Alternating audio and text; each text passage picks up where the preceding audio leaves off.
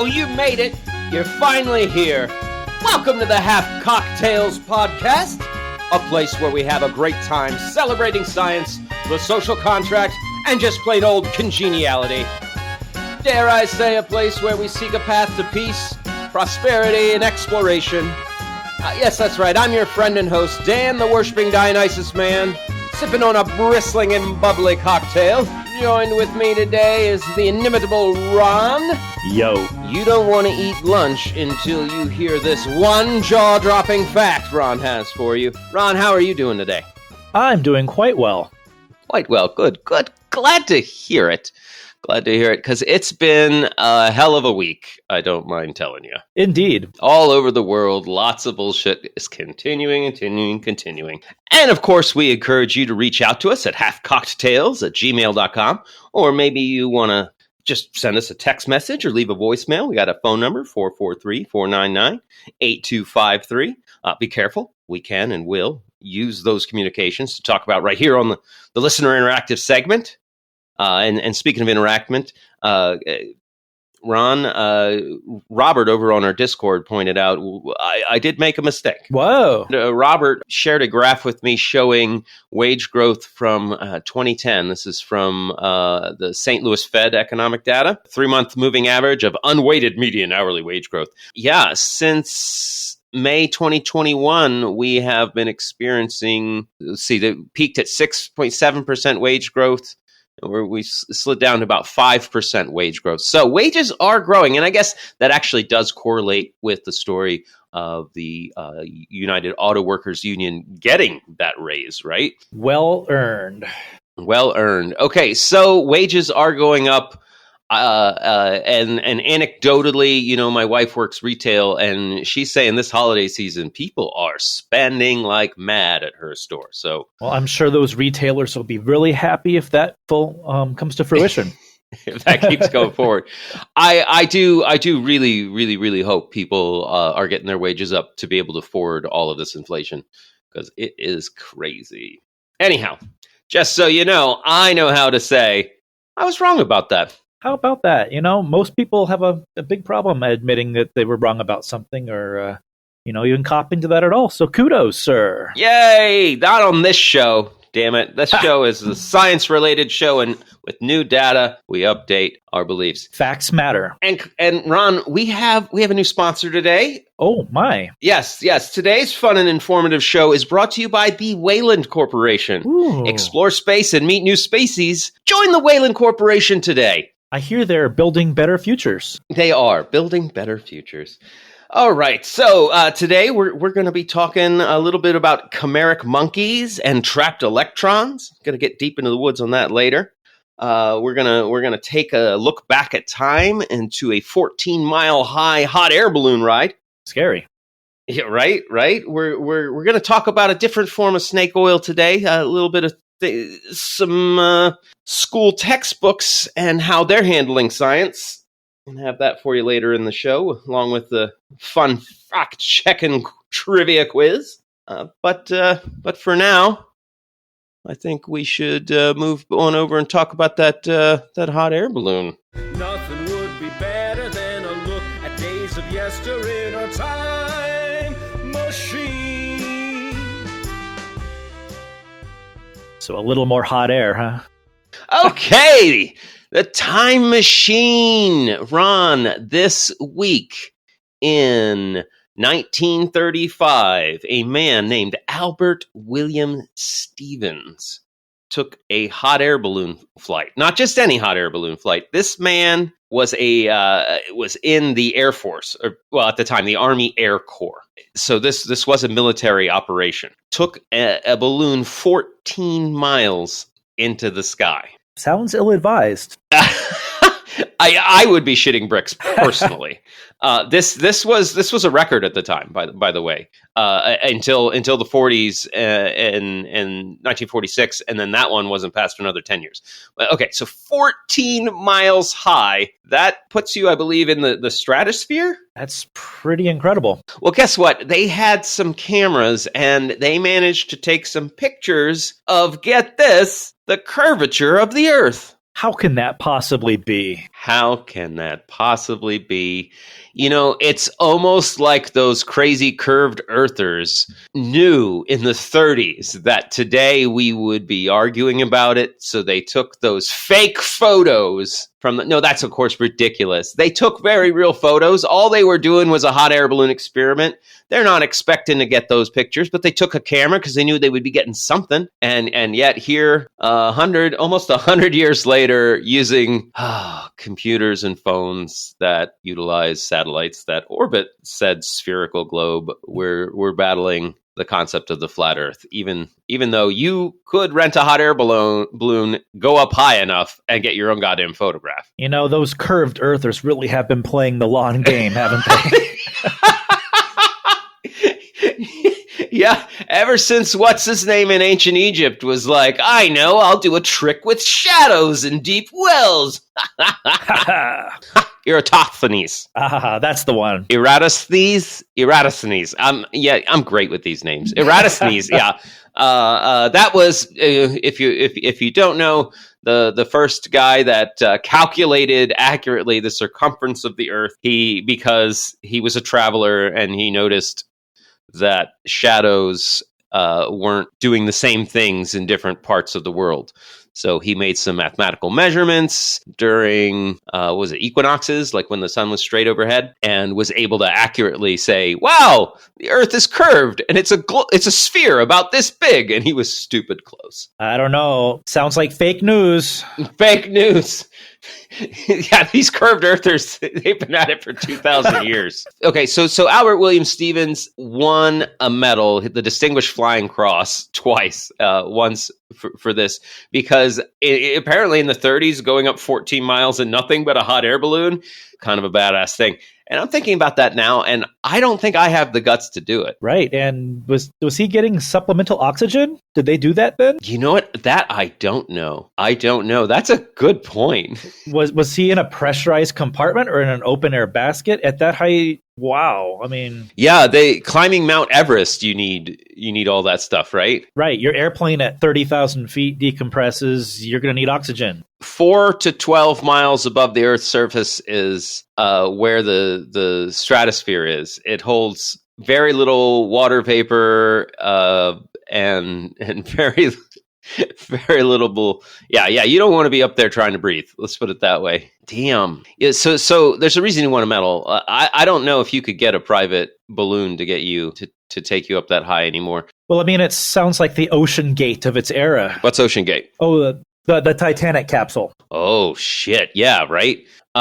20. So this would have been higher than Mount Everest. Mount Everest is 20 kilometers high.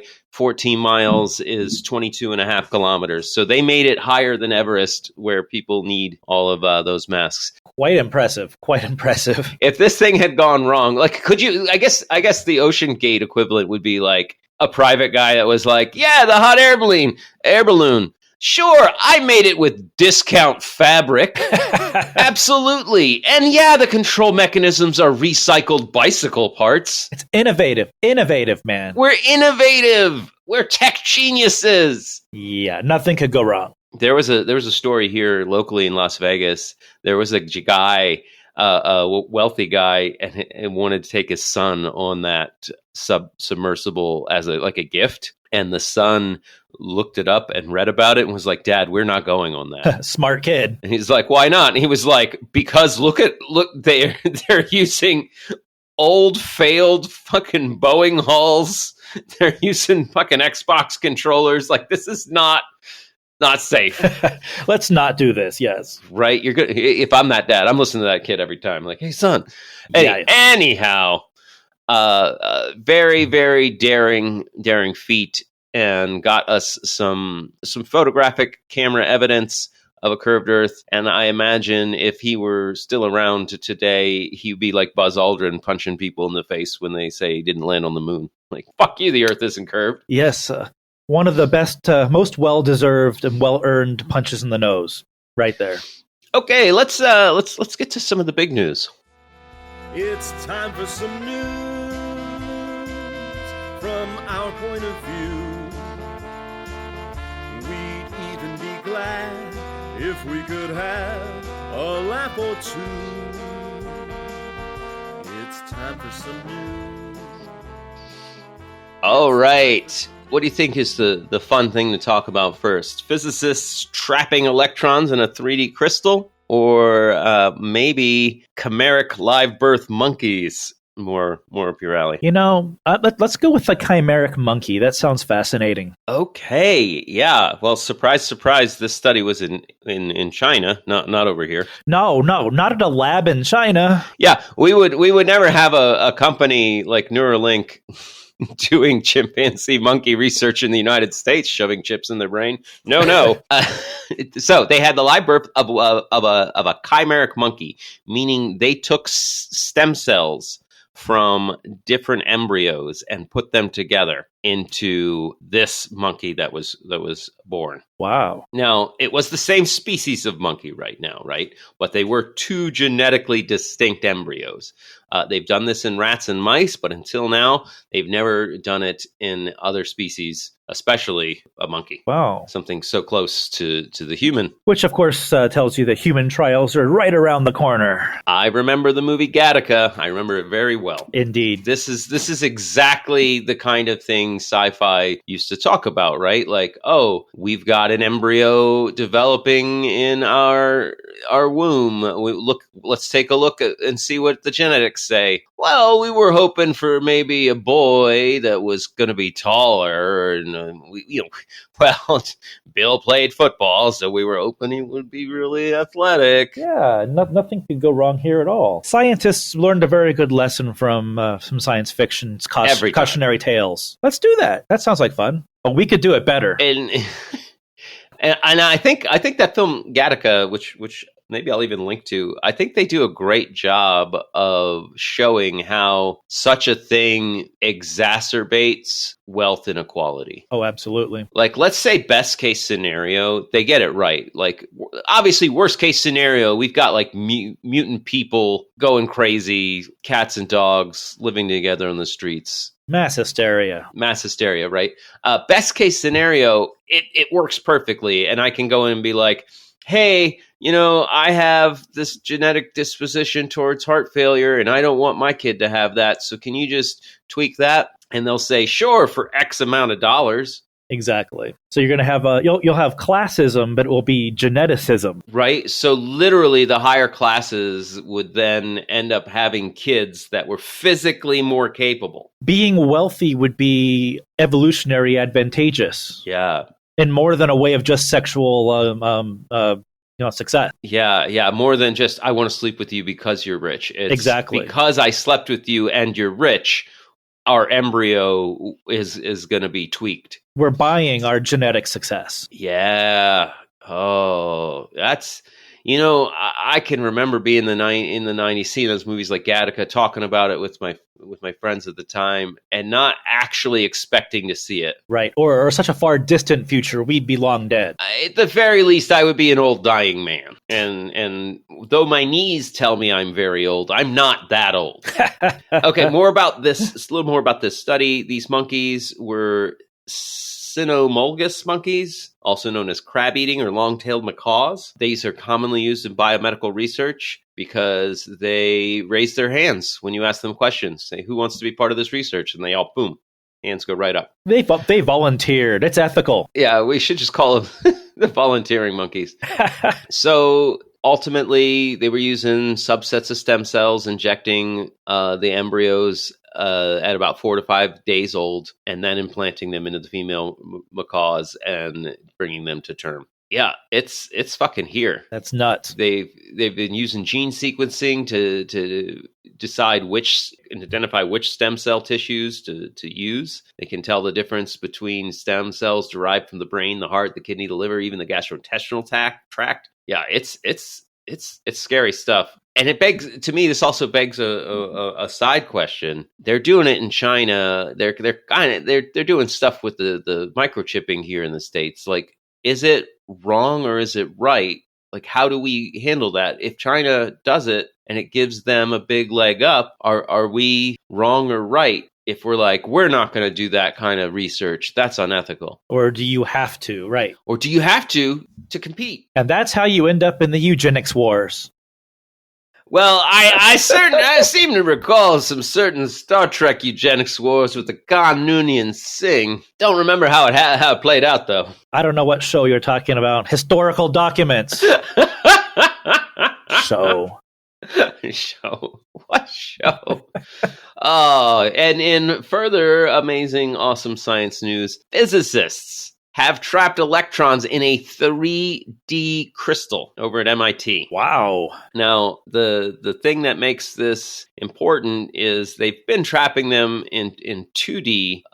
They call it make a flat band state, but it's hard to maintain it because the electrons will escape. And they're doing this to be able to manipulate them into hopefully some quantum mechanic effects and maybe even superconductivity. Fascinating. That's really what they're getting to.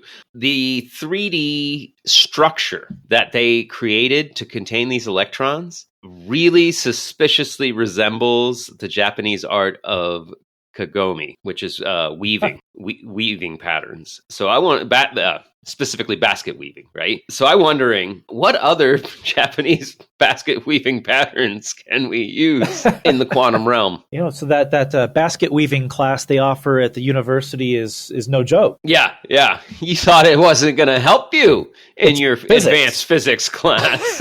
Yeah. When they make like a cage that to capture these electrons and hold them in there, and then they start to behave together instead of separately, right? The tighter you pack these electrons in this cage, the more they act in uniformity, and they're hoping they can manipulate that into doing some crazy stuff. To quote one of the study's authors, this presents a new paradigm to think about how to find new and interesting quantum materials. We showed that with this special ingredient of this atomic arrangement that can trap electrons, we will always find these flat bands. It's not just a lucky strike. From this point on, the challenge is to optimize to achieve the promise of flat band materials, potentially to sustain superconductivity at higher temperatures. Yeah, so they can get superconductivity at like near freezing. Wow. Fascinating. Yeah. Although I'm a little worried they might be opening up like a time portal or something by mistake. They can't open a time portal yet until we get the chimeric monkey with the psychokinetic powers. There you go. That's the key. The monkey is always the key. That's the key. Yeah, we need a mutant monkey and trapped electrons in a 3D geometric pattern. Sounds like we are living in a sci-fi dystopian future. Oh, we kind of are. I'm always trying. Oh, all right. Let's talk about some snake oil. Oh, snake oil on sale for me. Nothing but snake oil, and it ain't free. All right.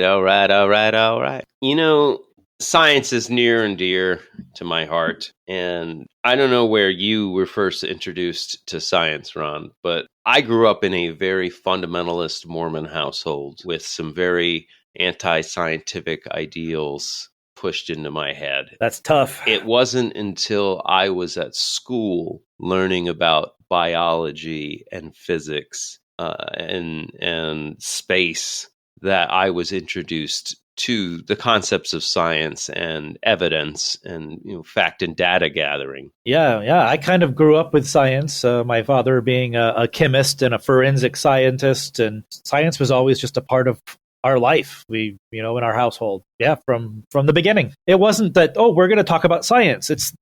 Science is just part of everything. It's just part of what you talk about because it's right. It's reality. It's existence. It's exactly. The reality we all share. Right.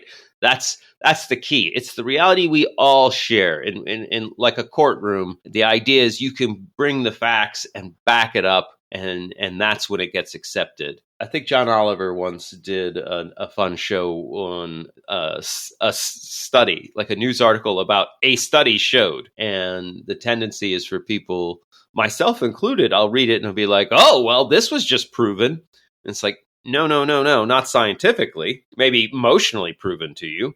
But they did one study and they gathered one set of data, and they made one conclusion about it. That's why gravity is still a theory. Just a theory. But we depend on it every day for everything we do, every system we create, everything. Just a theory, though. Scientifically speaking, it's just a theory.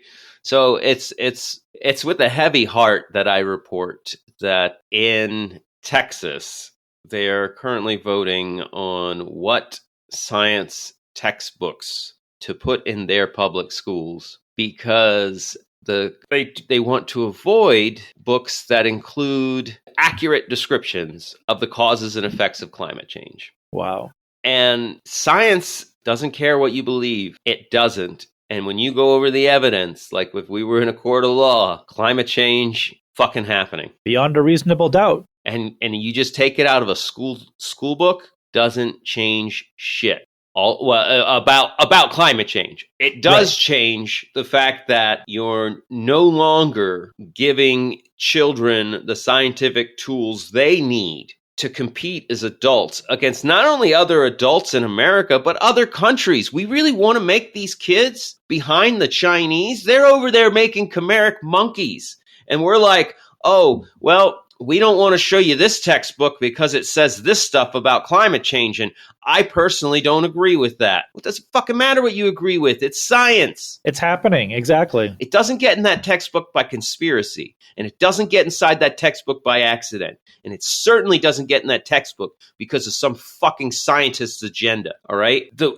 At its worst, yes, science is not immune to the shenanigans and bullshit of the human processes that is prevalent across the board in all organizations. But science is the only form of thought that from its very basis says we will always change with new data. It is self-correcting. It is self-correcting. And to just remove a piece of science because it doesn't fit with your emotional world and your tribe is, to me, snake oil on a grand scale. It's just magical, delusional thinking. Yeah. Should we take out references to the curvature of the earth from our science books? Because it's hard to, you can't do it piecemeal. Science is so interconnected and interdependent. This climate stuff, it's not just like, oh, this guy does ice caps and that's it. Exactly. It's the ice caps they're doing. It's the pattern of temperature change, the rate of change, the amount of gases in the atmosphere, the amount of thermal heat emitted by our activity on the ground. It's the amount of gases we're putting into the atmosphere, our cars on a ground level. You see those Chinese cities when COVID lockdown hit and everybody stopped driving? You see LA? You see anybody remember those pictures? Yeah, we saw dolphins swimming in the canals of Venice. Yeah. Shit cleaned up quick. It's not one thing. So you remove that chunk from the book, and all of a sudden science doesn't start to make sense. If I wanted to push flat Earth, and I'm like, okay, now I've got to remove pictures from space. I got to remove stuff about satellites orbiting the Earth. There goes how telephones work. Perhaps making science not make sense is part of the goal. It's awful. It's so awful. If science doesn't make sense, then it's easier to disregard. Yeah. Yes, a great quote from Isaac Asimov. There's a cult of ignorance in the United States, and there's always been. The strain of anti-intellectualism has been a constant thread winding its way through our political and cultural life, nurtured by the false notion that democracy means that my ignorance is just as good as your knowledge. Wow, outstanding. I call snake oil, Texas. Stop it.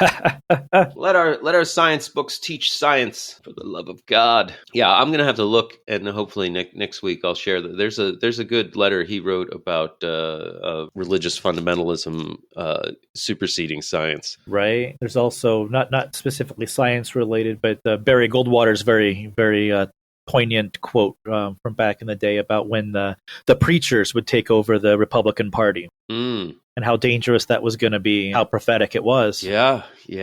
He said, I think the gist of that quote was that how can you reason with people that think that they are speaking from a position of what God wants? You cannot compromise, and compromise is the nature of politics. Yeah, because if it's what God wants, there's no new data that will change that person's mind. There's nothing new that you can introduce to the situation or the disagreement or the argument or the topic. I had a very similar conversation with my own father on that the day I realized that there was a chasm between us that I can't ever reach across. I can't get across. Yeah, that's pretty sad, though. Yeah. Yeah. Oh, here we go. I found Goldwater's quote, and he says, "Mark my word, if and when these preachers get control of the Republican Party, and they're sure trying to do so, it's going to be a terrible damn problem. Frankly, these people frighten me. Politics and governing demand compromise, but these Christians believe they are acting in the name of God, so they can't and won't compromise. I know. I've tried to deal with them." I think that was 1964. 1964, ultra right-wing conservative Barry Goldwater giving us a chilling warning from beyond the grave. Wow. My mother died in 2011. She was a member of the Birch Society, and I know from my conversations with her, she wouldn't be a part of this Republican Party anymore. Yeah, it's tough. She'd still be conservative. Right, and that's fine. Absolutely conservative, but absolutely. Just like I believe the brother I don't talk to, we dare not say names to protect his innocence.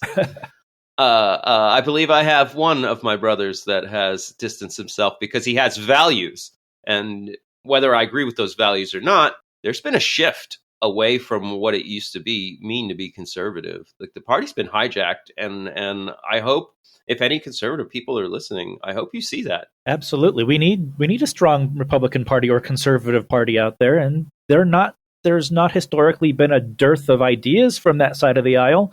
Bring us the good ideas. That's more the merrier. Let's get rid of the crazies, though, please. Please. And that's why ranked choice voting would work so well.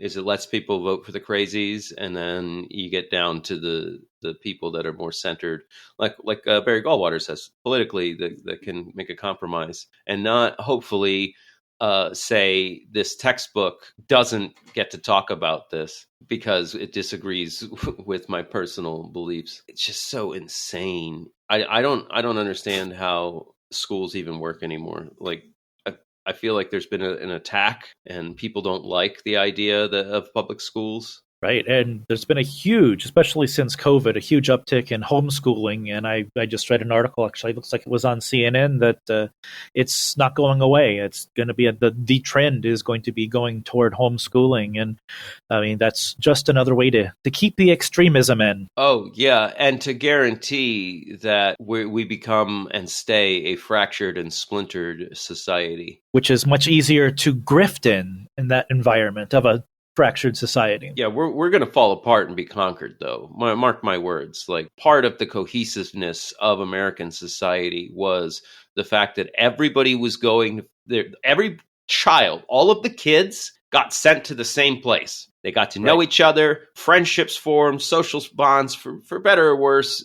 Of course, bullying happens. That's just life. Adults bully adults. Like, you're never going to get rid of that at schools because you can't get rid of that in life. I'm just saying, it provided this fabric of America where people were like, okay, we all had this shared experience. We're all Americans. Right. Rich, poor, you went to the same school by and large. Rich, poor, black, white, brown, vaginas, penises. Everything in between. Hermaphrodites, all in the same place. And we're just getting rid of that, and it's like, okay, well, get ready for fractured America, and then what's insane is, say it all falls apart, it's going to rebuild into a new form of what we had. Right. The power vacuum gets filled, and whether it's a warlord forcing the kids to go to the indoctrination camp, or hopefully it's some sort of fucking socialist republic where it's like, no, we actually see the value in all of us being educated and capable. Right. But one way or the other, it's going to coalesce back into some semblance of what was. I've had arguments with hardcore libertarians before because they don't believe in public schooling. No. And it's strange to me how people fail to understand how much better your life is if all of your neighbors are educated. Like, my life benefits if you and your kids have a good education. Like, everybody's life gets better for that. It's the same. It's this, honestly, Ron, it's the same thing with healthcare. If you and your kids aren't sick, the chances of me getting sick go down. Yeah, absolutely. We're all in this together. We're all in this together. In fact, like I used to say this because when I worked in Arizona at the hotel, I worked there while the law was passed and transitioned to require sick days. And I used to argue with my bosses all the time saying they should give sick days because I don't want to get sick because my coworker can't call out sick, so she comes to work sick as a fucking dog and then gives it to me because she's using the phone and the keyboards and the doorknobs and fucking talking to me. Yeah. Well, and speaking of libertarianism, if you're ever interested in learning a little bit about what happens at the late stage in game of libertarianism, Google the Texas town Von Ormy, the small town of about 1,300 southwest of San Antonio. There's a great article out there from the Texas Observer. It's called "The Rise and Fall of the Freest Little City in Texas." It's a little town that was taken over by libertarians. Really? Everything fell apart. They lost their schools. They lost accreditation of their police department. Doesn't work because they didn't believe in government. Yeah. So they burned it all down, and their little libertarian paradise soon, I believe, ended up getting seized by the state. It didn't work. All it does is create a power vacuum, right? The power vacuum will never exist indefinitely. It's just a matter of what fills it. Deep dive into history. Ancient Rome, they had, we've got a fine example of a republic spiraling into a dictatorship, right? Like, history doesn't repeat, it rhymes, though. Absolutely. And I mean, I'm certain there are Roman history buffs out there that can correct me, and they should, if you're listening and you know better. But there was that time in Roman history with Sulla and Gaius Marius, two different generals, and all of the politics that was going on between the people and the nobility. And Gaius Marius does some military shit and changes some rules, and then steps back, and in the power vacuum, fucking Sulla marches in with his army in Rome and fucking changes them all the other way, and then he leaves to go fight some wars, and they fucking come in, they change it all back. It's rinse and repeat until we figure out some way. And maybe AI, I'm hoping AI can help us with this, but probably not because we're the ones fucking training it. We need a benevolent AI overlord. Holy shit. We gotta figure out a way to not destroy ourselves. Well, if we had a global AI that wasn't intent on enslaving or killing us or consuming us or turning us into something else, there's plenty of resources available for everyone to have the resources they need. Everyone alive on this planet right now. We just need someone up there distributing that. And obviously humans can't be trusted for this endeavor. No, look at throughout history. Like, that's the whole point of the Republic and what they were trying to do in Greece. Is the default form of government for groups of people is a tribe and a chief. Okay? We have a small group. What's the one leader we're serving? One person in charge. And then it gets big. That person might get successful, bigger and bigger and bigger. So they get a bigger and bigger fucking kingdom to make that tribe up to the town, to a city, to a kingdom, to an empire. That's the standard. That's how our standard behavioral processes, that's how they go. That's where they take us. And part of what elementary learning in college, if you never made it there, you have to study Western civilization. And that's always where it starts. By the way, a bunch of people in ancient Greece were like, what if there was something different? It's not to say that nobody ever did a fucking democracy style thing, but that's where we got the record. And then it built up into a republic, and that's what America modeled itself after, was the Roman Republic. A little hint of the Iroquois Confederacy in there too. Mm-hmm. Oh, the Iroquois Confederacy. That's a topic that's some snake oil for another day, Ron.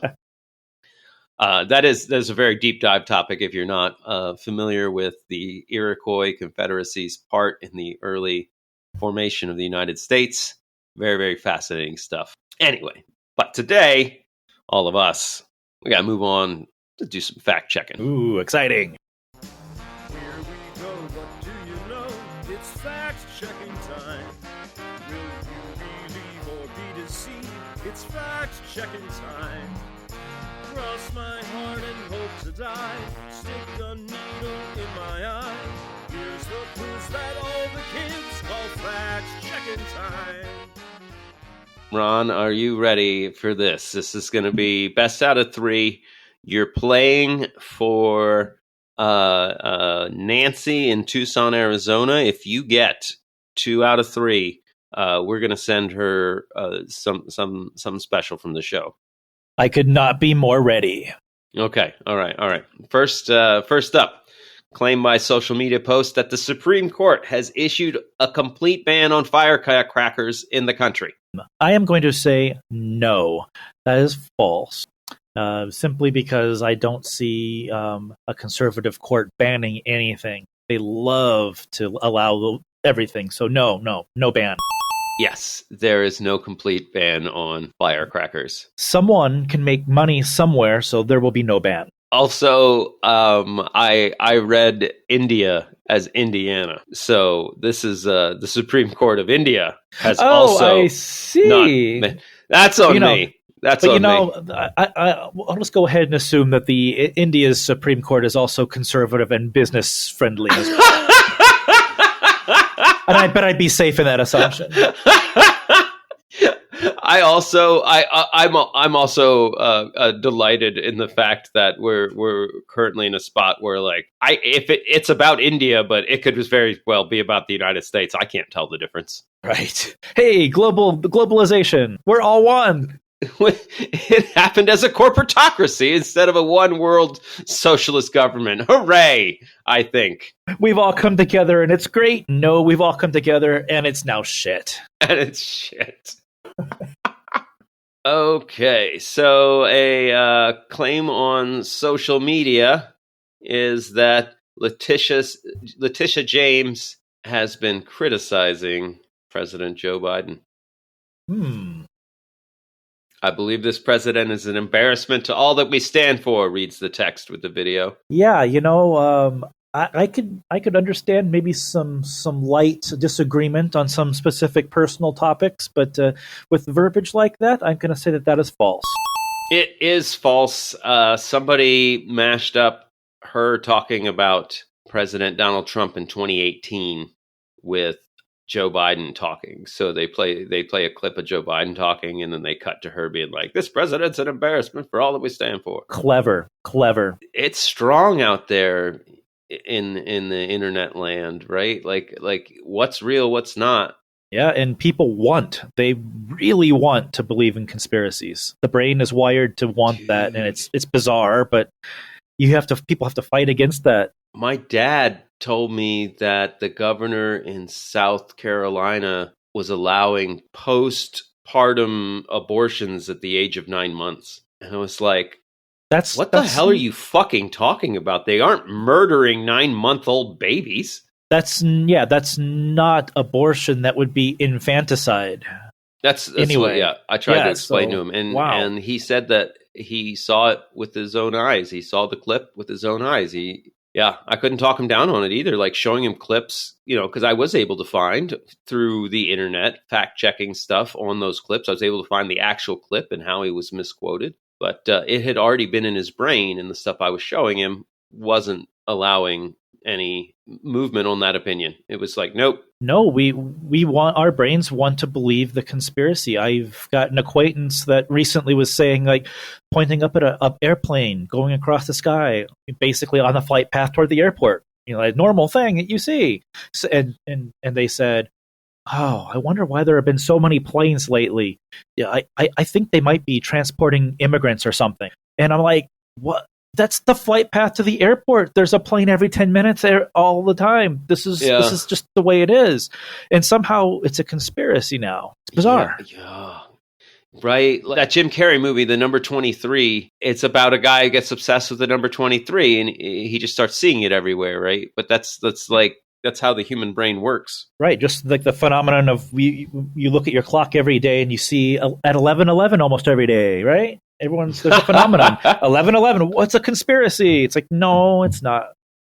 Well, and a good, nice, easy example that people can probably relate to. I know I bought a new car in the mid 20,000s, about 2016, and it was a particular color and a particular model. And all of a sudden, my friends all started noticing how many of them there were on the road where they hadn't before. Yep. Perception. Oh, now I'm aware of that. Now you have a reason to look for that car. Oh, that's Dan's car. Is that Dan driving? All of a sudden you start to, whoa, wow, they're everywhere. That's the third car today. Yeah. Yeah, I guess they're pretty popular. Okay, let's see. We'll give you one. Wait, that's two correct.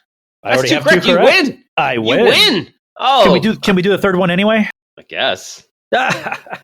More facts or fiction. More facts. Do a third one anyway. Okay, all right. By popular demand, I will give you a third fact check. Yes. Okay.